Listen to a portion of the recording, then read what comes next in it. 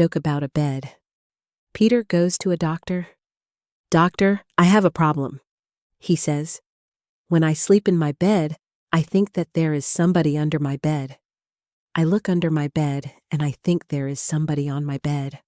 On, under. I think that I am crazy." The doctor thinks for 1 minute. Then he says, "Come to me for 2 years. Come here 3 times in a week, and I will help you." "How much will I pay?" Peter asks. $100 for a visit, the doctor says. Peter says, "I will think about it." Peter never comes back. After 2 weeks, he meets the doctor on the street. "Why didn't you come to visit me?" the doctor asks. $100 for 1 visit? It is expensive for me. A barman helped me for $10. The doctor doesn't understand. "What did he do with you?" "He told me to cut the legs of the bed." An old dog. A man has a big garden around his house. An old dog comes to his garden. The dog looks at the man and then lies down next to him. When the man stands up and walks to the house, the dog walks behind him. When they are inside, the dog jumps on the sofa, closes his eyes, and sleeps for 1 hour. Then he wakes up and walks to the door. The man lets the dog out. The next day, the dog comes again. He jumps on the sofa and sleeps for 1 hour. This is happening every day for 3 weeks. The man wants to know why the dog comes to his house. He writes on a piece of paper these words, "Every afternoon your dog comes to my house and sleeps for 1 hour on my sofa." Then the man puts this piece of paper on his collar. The next day, the dog comes with a different piece of paper on his collar. It says, "He lives in a home with 4 children. He needs some quiet place to relax. Can I come with him tomorrow?" Petrol Station. A petrol station owner wants to sell more petrol in a small village. He writes on a board, "Free sex for a full tank." Many people come to the petrol station. One of the first people is Hugo. When his tank is full, he asks for free sex. The owner tells him, "Tell me a number from 1 to 10. Hugo says 8. The owner says, "The number is 7. Sorry." No sex this time. The next week, Hugo comes with his friend Augustine.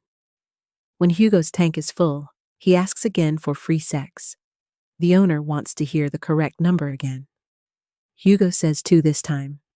The owner says, "Sorry, it is 3. No sex today."